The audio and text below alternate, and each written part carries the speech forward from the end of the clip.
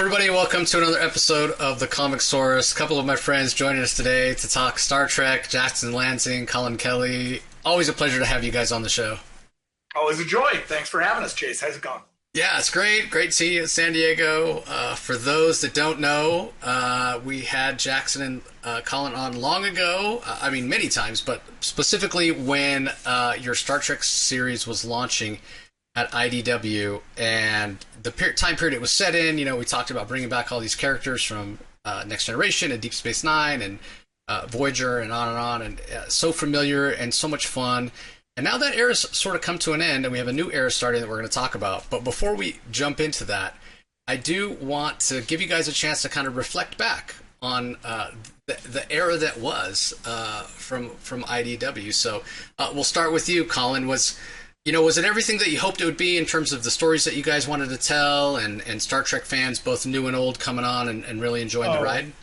Man, Jace, it's hard to even put into words the kind of raw joy and professional accomplishment it feels having done this incredible run on Star Trek. You know, we got the opportunity to do this purely because of screaming to the universe, right? That this is our passion, right? Like, yes, we were doing other stuff in comics, absolutely. But, especially Jack had the dream of, we should write Star Trek. And that would be an impossible dream. Who gets to write Star Trek? But we actually found our way to get to do this and to tell this story specifically, pulling in all of these characters that we've known and loved, specifically telling this incredibly important story of Benjamin Sisko, a captain that meant everything to us. Getting to do this with CBS's backing to tell stories that were authentic and real and emotionally charged characters that we love.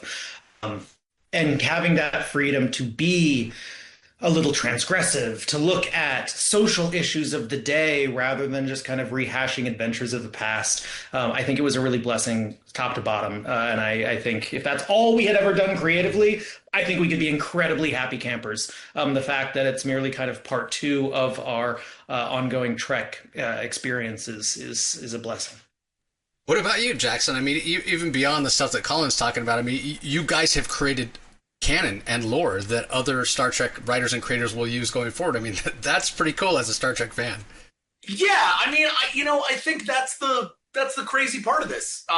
Ultimately, is that, and it's true of our time at Marvel and DC as well. You know, you leave things on the table, and you sort of are really thankful that you got this chance to touch something you love that meant so much to you. But I think Star Trek feels special to us, and I don't know if that's because we have a affinity for it, because we come from it, because we understand it, because it resonates in a specific way with the way that we tell story. I really couldn't tell you why it is that Star Trek has become the kind of place where we feel most comfortable in terms of like licenses. But it really does, we've come a long way towards the folks at Star Trek understanding what we do and backing it, towards Heather Antos, the editor, really understanding what we do and backing it. Obviously, bringing on people like Chris Cantwell and Mo Hampton to come in and do incredible work the way they do has been a joy as well, because that's just kind of increased that sense of, hey, we're building a tribe of people who are all really aligned towards telling these kind of stories in the Star Trek line, towards doing this kind of thing. And I think, it's the kind of experiment that I really would have expected would last, maybe a year. We'd get up through an event, and then that would be that. The fact that it was almost 3.5 years of work, of two different crossover events, probably a grand total of something like 75 issues of Star Trek between us and Defiant and Sons and the events, all telling one big ongoing Star Trek comics narrative. I mean, that's unheard of. Really, it just isn't a thing that has existed in this line ever. So getting to do it here and getting to do that from like the captain's chair is a very rare honor. And it is the kind of thing that, yeah, as Collin put it, like, I think if it was all we ever did, we could kind of sit there and be like, well, at least we did a run on Star Trek that I think people will remember. I don't know how long they'll remember it. I don't know what, but I think, like, I feel like there's Star Trek fans who read this run will pass it along to other Star Trek fans. I think this will be an evergreen bit of story that people can come back to over and over again. I hope that it becomes a thing that acts as an inspiration to anybody who tells stories about Sisko or Worf moving forward. I hope we've really given something to the canon, and I think it'll all kind of be in the wash about like what's left behind, in 10 years, 20 years, 30 years. But as somebody who has been reading Star Trek comics my whole life and came up on seminal runs by creators that I love and really respect, I think getting to feel like we stand among that now a bit is a bit of a surreal experience for us, certainly. But probably why we had the hubris to do Last Starship, a book that we could never have done, I think, without the confidence of what this run and year 5 before it, right? Year 5 kind of built us up and let us know, like, oh, we really can do this. And then Star Trek was like, that was the blowout. And then this is this new thing. This Last Starship is is sort of a taking all of that confidence and saying, okay, what if we built something brand new? And so I think, again, we really owe this run and this era and this series and the safety that Star Trek provided and that Heather Antos provided and the beautiful art that our artists provided. We owe all of that for what we're about to do.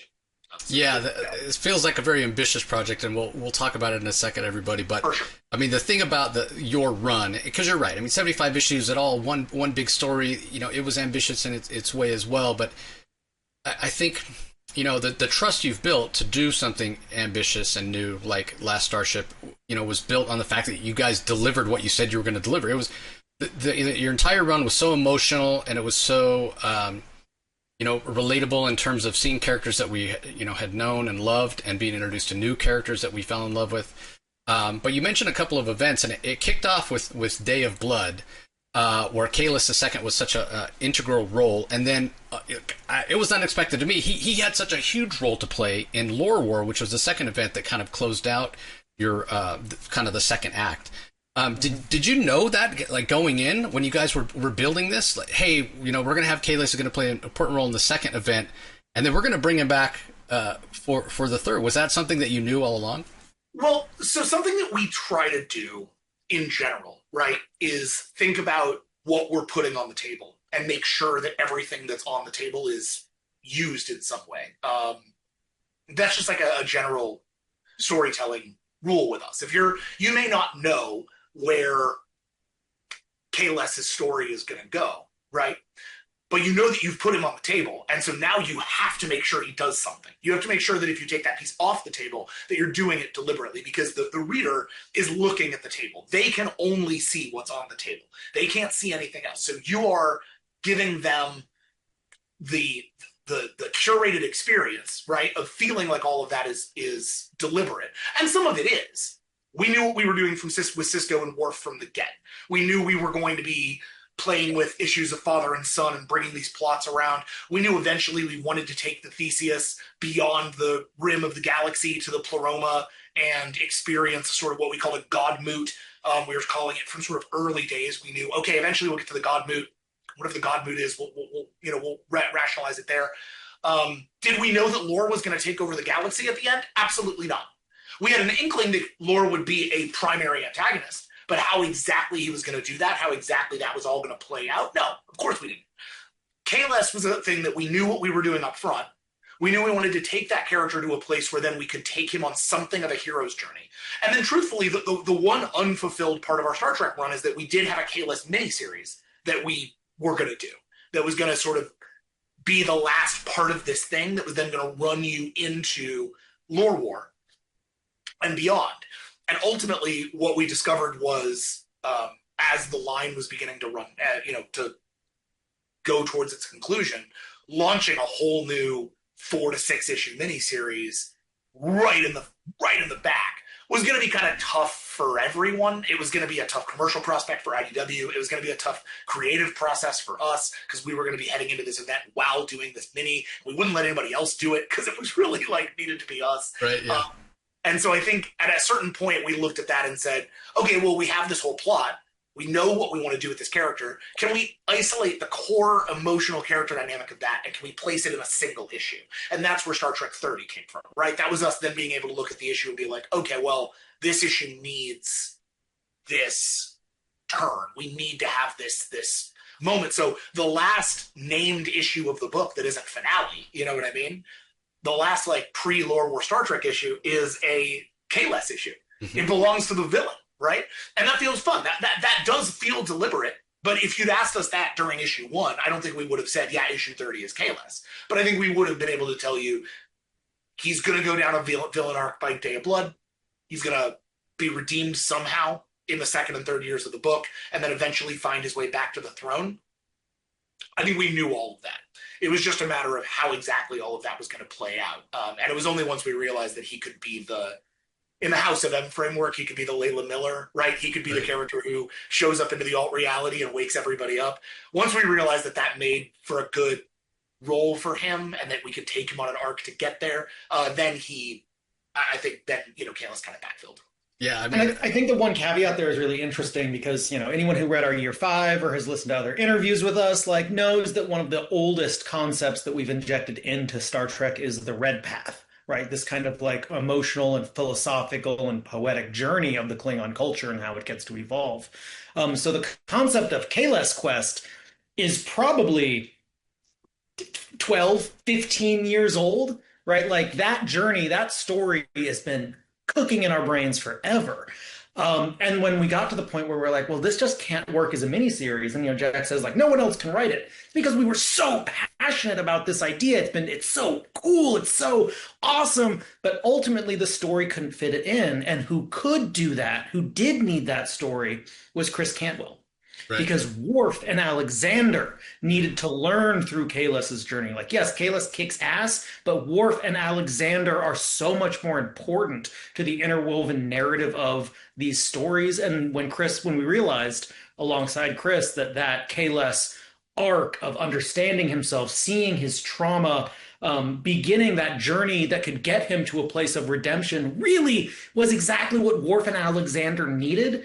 There was this chill. I literally just kind of got chills. There's this realization that even though you love this story more than anything, you are not the ones who need to be writing it. It was incredible to get that story long gestated into existence. It's so important. This is something in our souls.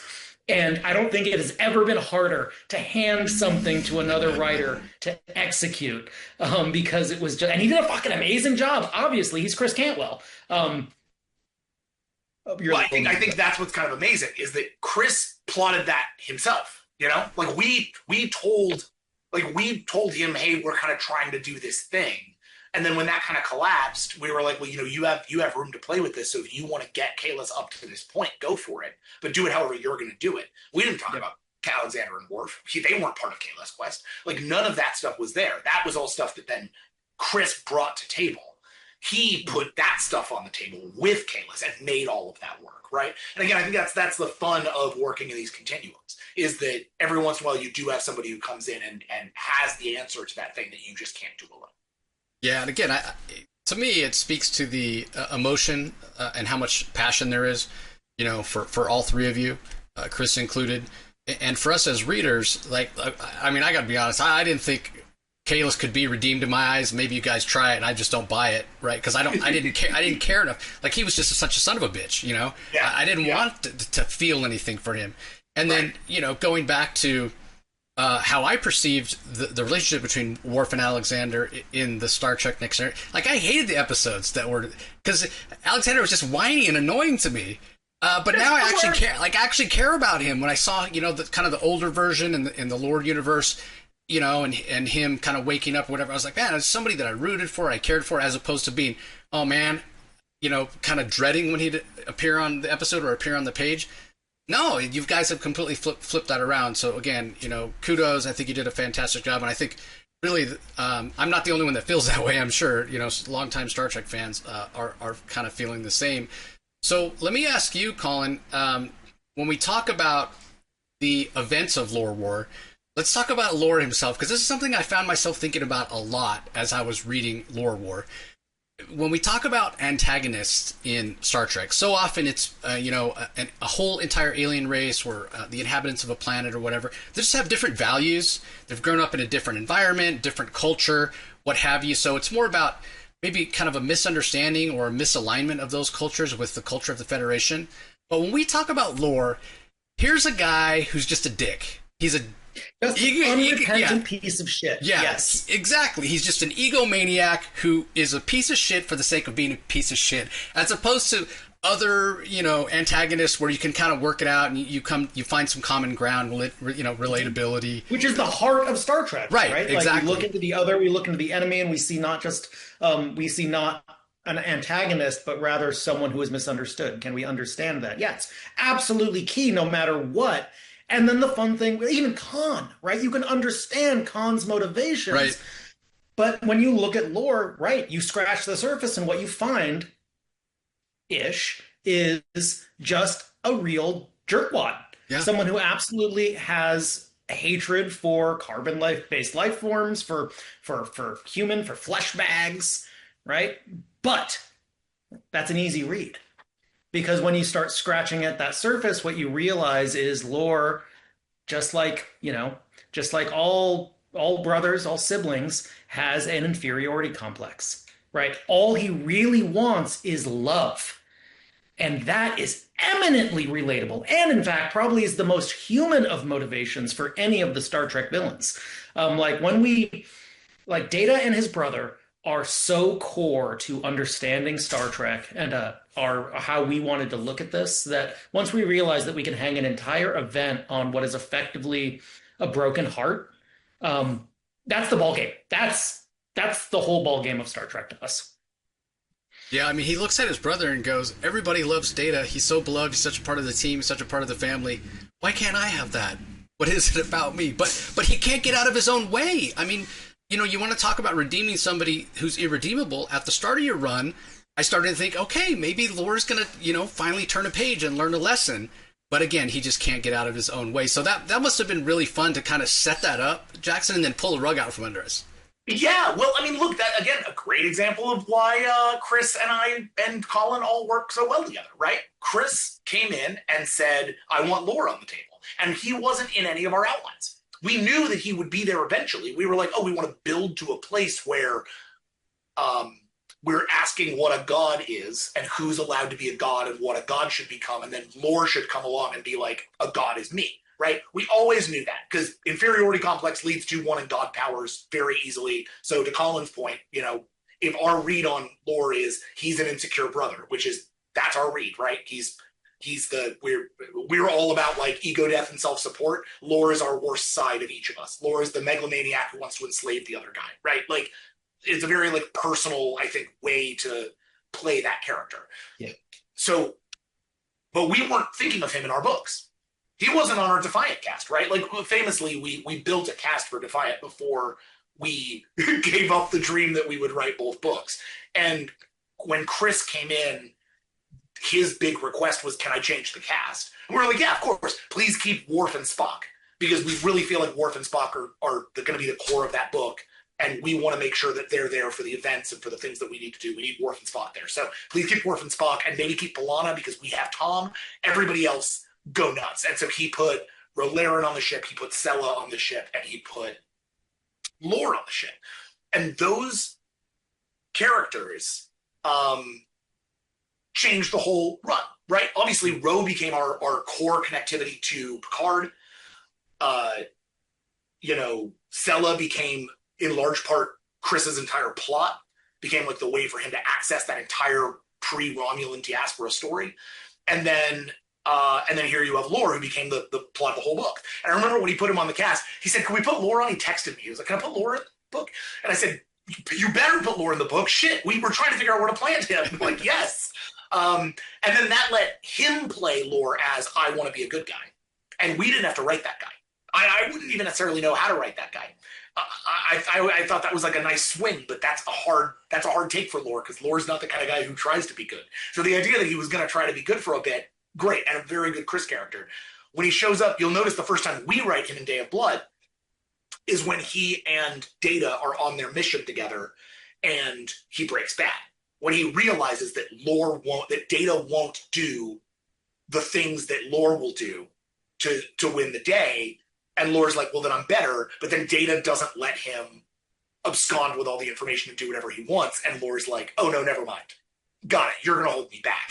I see how it works. No. And he takes takes Korath and yeets out of there. And that's the first time we wrote that character, right? We wrote his heel turn. And then as we have built that character throughout the frame, I think our push has always been, how evil can we make this guy? Like, how far can we push it? Because you have so rarely in Star Trek do you have a purely malevolent force. It's actually really funny. We're writing, I was working on an outline earlier for part of Last Starship that is specifically about this conversation about, like, is anything in the world actually purely malevolent? Is there such a thing as pure malevolence? Or is it always some guy with an inferiority complex? And I think Lore is the first time we ever asked that question. Like, is it evil? Is he evil? Or is he just misunderstood? And I think that there's a really good case to be made in both cases for Lore. Especially knowing where knowing where it kind of ends up in Picard, right? Like, effectively, we do know that these two brothers will come together and achieve a kind of ego death. It can't be in our book, right? That's not our story to tell. But it was not then insane to say, perhaps there is a chance here. This was not the opportunity for it to happen, but there is a love and respect in those two men, even though they drive each other absolutely bonkers. Yeah, I'm sure there's a lot of siblings out there that could relate. I mean, for me, it's like, yeah, I mean, the hubris that he exhibits, but also, I love, the minds that he sort of, harnesses or captures. We have 4 different characters. You picked one from TOS, you picked one from TNG, you picked one from DS9, you picked one from Voyager. I don't know if everybody, realizes that, but make sure to poke all the fandoms equally. Everybody had to see, one of their beloved characters, with their brain removed from their head and being used. I mean, that was very intentional. We really like spreading out the pain. Yeah. Equal opportunity traumatizers. Yeah. We're like, do you have a fandom? We'll find it, and then we'll use it against you. The great thing, though, is also, like, mentioning these things. It's so funny doing interviews about this, because it's like, if there's one thing that Jack and I mean, we agree on many things, but oftentimes we will read an issue of our Star Trek and then just kind of giggle, because as fans, this is the book we want. Like, these are the stories that we want first and foremost before we're creators. Like, we're fans. So the idea, I still remember, like, B'Elanna's brain, seeing that first image of B'Elanna's brain pulled up out of her head, like, Tom Paris and B'Elanna are my heart song. Yeah. And that stabbed me in the gut. And as a fan first, I said, fuck these guys. And then as a representative of those guys, I said, aha, job well done. Yeah. Exactly. Well, we mentioned it. We've teased it. Last Starship, super ambitious project. So, who wants to give us the quick Cliff's notes here of what the Last Starship is? Last Starship is Star Trek's take on something like the Ultimate Universe or the Absolute Universe or the Last Ronin. This is a fully new take on Star Trek, set 700 years past most of the story that any Star Trek fan knows, set with a new cast, a new crew, a new ship, in a new time period, during the single darkest day of the entire Federation's history, which is the only real, like, big Star Trek reference in the book, which is this moment called the Burn, which was hinted at by Discovery starting in season 3. Basically, this moment in around the year 3069, when effectively every dilithium engine in the galaxy that is operating at that time, so basically any engine using gas, explodes. And that leads to the deaths of trillions of people, to just an absolutely devastating day. It's every horrible tragedy that we've imagined in human history, all of that death toll all at once, in one moment, in one day. And the story becomes about how the Federation tries to hold together through that. And the story of the last starship of the Federation, the USS Omega, which pulls together in an attempt to try to keep the Federation together by basically sheer force of will. And it's a story of how far you can go on sheer force of will, basically. It's a new ongoing Star Trek story that we're really designing for, yes, Star Trek fans. I think anybody who's loved our Star Trek run, this is our next Star Trek run. It's everything you loved about our previous Star Trek runs with a whole bunch of new stuff as well. But for a new fan, I think what's lovely about this book is that there is no barrier to entry. This is a book with no characters that you need to know, with no history you need to know, set in a time period that no one's ever set anything in. So everything is fresh. The technology is fresh. The ships are fresh. The ideas and characters are fresh. And everything is just a matter of getting on board with the story. So what we've tried to do here is build a ship that is simultaneously really exciting to go on adventures with for Star Trek fans, but also entirely 100% new accessible for a new Star Trek fan, and ideally infused with all the stuff that we love about Star Trek, so we can show that to you with fresh eyes. Yeah, one of the things I love about it, it has this incredible balance of new, but also familiar. So I wonder if you could talk a little bit about it, Colin, because, when I say new, watching Star Trek, there's always a sense of hope. Like, no matter how bad things get, the Federation is there, and even if a particular starship, doesn't make it or is destroyed or whatever, there's always, the next rank to come, the next generation, if you will, of.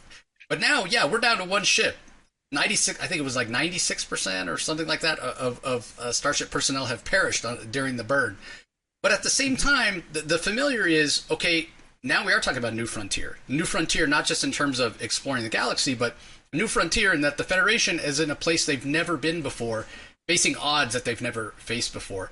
And within that, Colin, one of the big things that has been teased about this and has been talked about is maybe the character that people, just the general populace, most associates with Star Trek is making his return. So talk a little bit about that balance and bringing back this most legendary of Star Trek characters. 100%. So I think, people can see even from the cover itself, right? Like, we're going to be getting a combination of something that feels a little bit retro, a little bit looking towards the past, while at the same time seizing on to the future.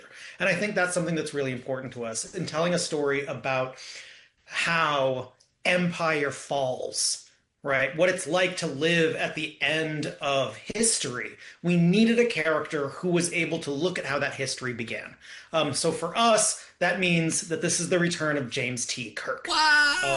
It is unlike anything you expect. It is not what you think. It is more complex and exciting and weird. But we knew that we needed this hero, this legend, who for 700 years, or 900 years actually by this point, the Starfleet officers at the Academy have been studying his moves, his tactics, his personality, and it's become so core to how Starfleet had functioned, right? Like how we had been in those early pioneering days.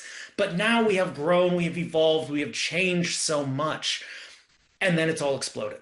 So being able to take Kirk, who was there, who was that kind of pioneer, whose ways have thus become outdated and obsolete, bringing him back into this world where once again his skills are necessary.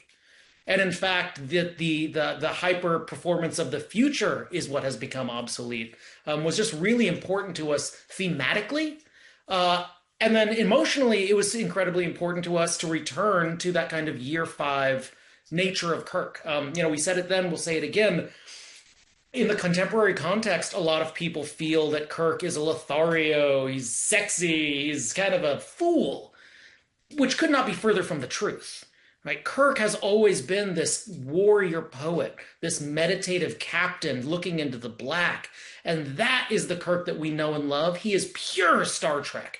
And it was really just in order to bring him forward, to have him be in this story, shined a light on how everyone else functions. And I think was just super critical for how this story is going to unfold. Yeah, now I heard that William Shatner, when he heard about the news, was like over the moon. So give us a little behind the scenes, Jackson. When you pitched this, I mean, obviously you had to get approval to bring Kirk back. Was it a no brainer? Were they like, well, how are you going to do it?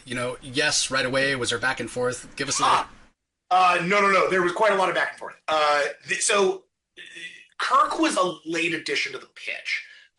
We'd been sort of clearing the line, like the runway for this book for something like 2 years.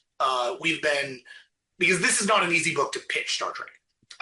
This is a book that is very specifically against a lot of the core tenets of Star Trek and about putting those tenets to the test. And I think if we hadn't just done this run that was the pure grade Star Trek, right? Like we've been doing the for lack of a better metaphor, we've been doing the blue meth of Star Trek for a while now, so people know we can cook. The trick was, now we're going to do something that is brand new.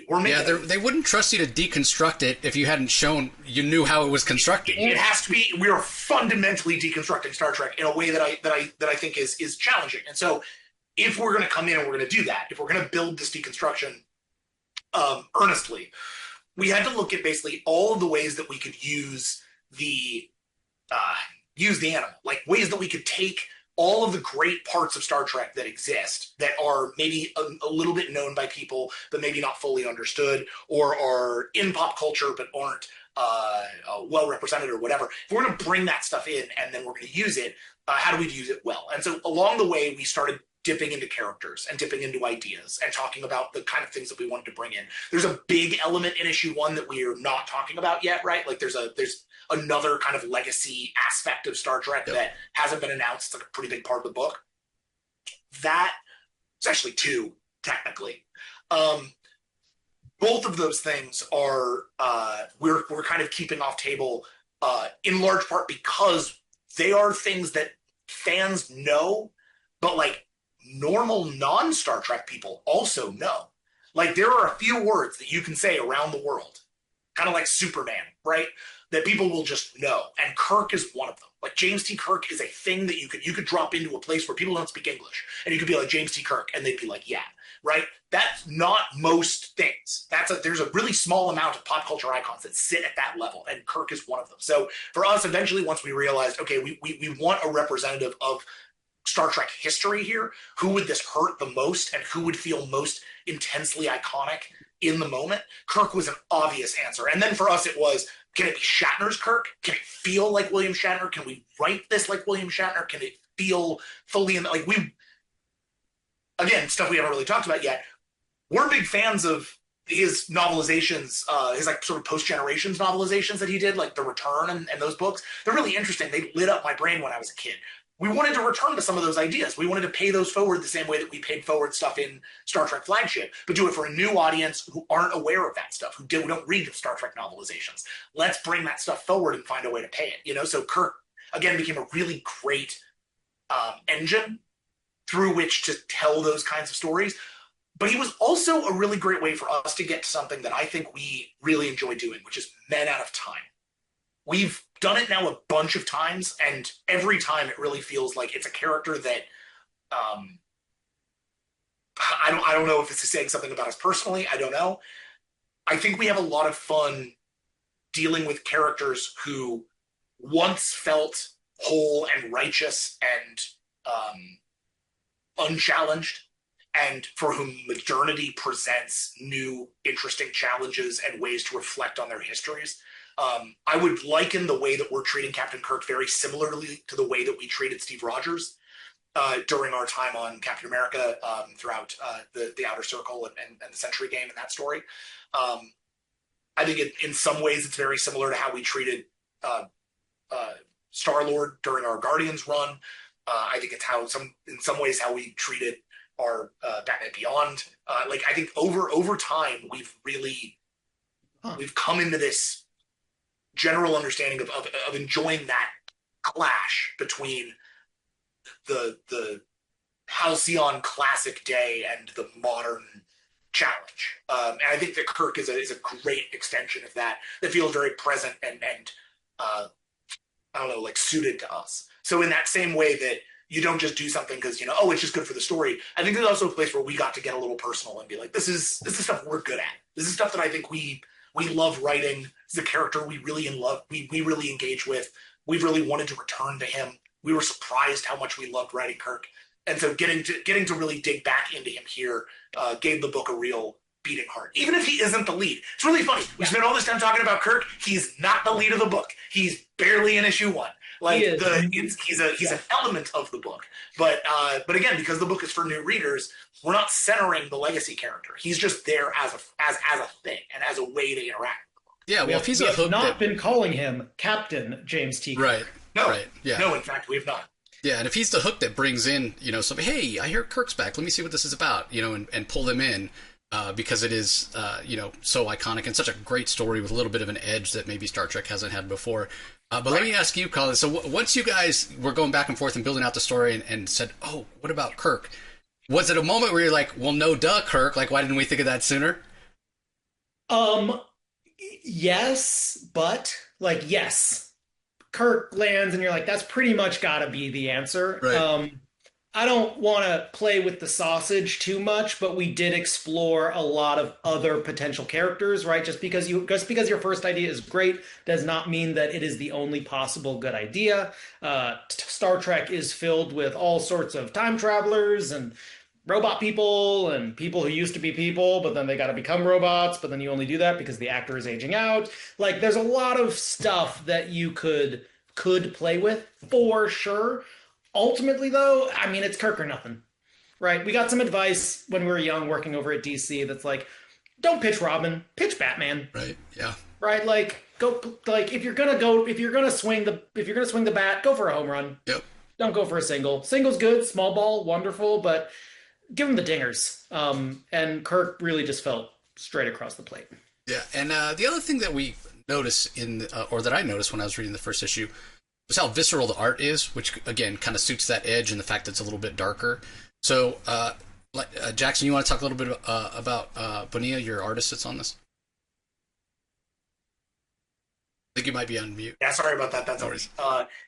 Yeah, Adrian Bonilla is the truth, man. Like he's just great. Like I think this is one of those places where you get, where it's a small world, but also you get lucky, right? Like, so Carmen Carnero, artist on Captain America, one of our favorite people in comics, just an outstanding talent and someone we're always looking to work with, right? She was top of mind for us on this book, but there was no way we were going to get her for this book, largely because she's exclusive at Marvel. Yeah. So that just wasn't going to happen. So we were like, all right, well, if we're not going to go that direction, but we want that like Spanish art flavor, which is to say something that feels very expressive and not exactly like super literal, something that has a lot of experimentation in the way that it's laid out, something that has a lot of ambition in the way it's laid out. I think that's one of the big distinctions I'm sort of seeing between like Spanish art style and like other art styles is there tends to be a real ambition in the Spanish art scene right now to like with layouts and like how you lay out and how you approach layout. We did this like rotating double page spread in Cap that I always think is like just a beautiful bit of innovation by Carmen. And I think this was a similar thing where when Adrian came our way, we looked at his samples and he had a wide breadth of different styles. Heather Antos had worked with him on a couple of stories and had been tracking him for a while. And so she brought him to us alongside like 12 other artists. And Adrian was an automatic yes from us. He was the only automatic yes because we looked at that frame, and some of these artists are huge, like big deal artists.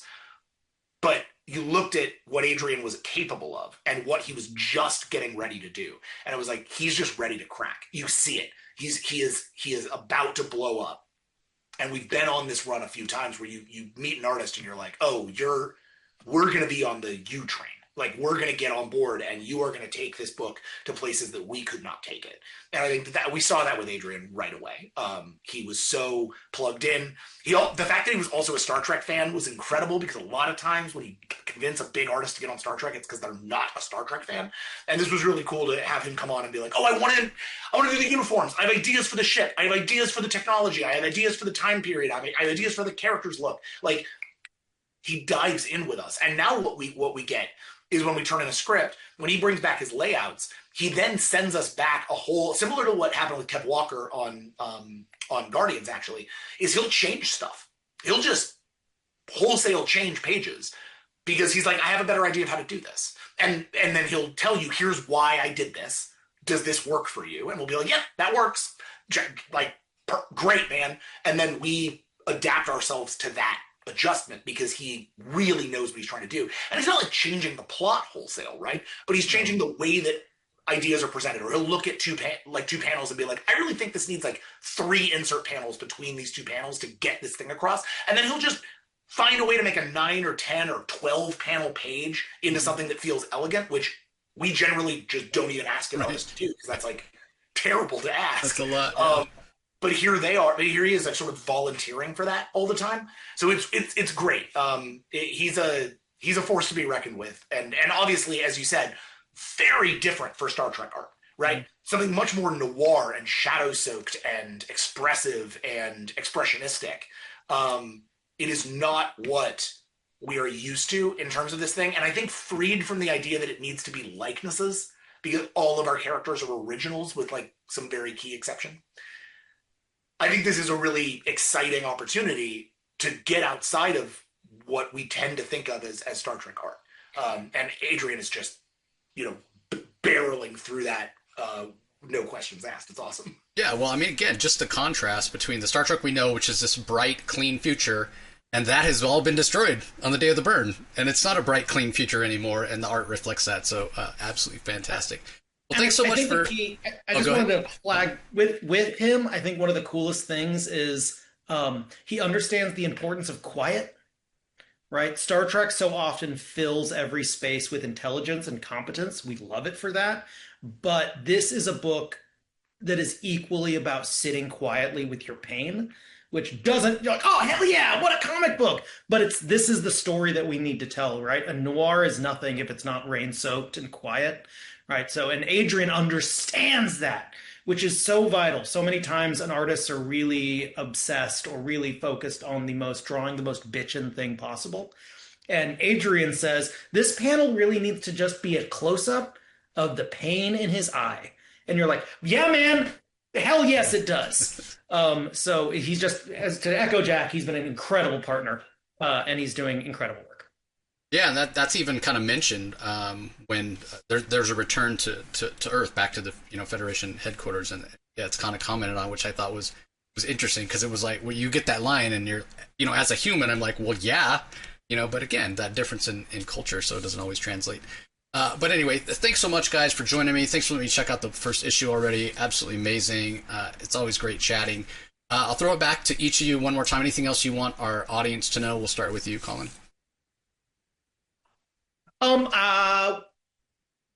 We love you all very much. Thank you very much for listening.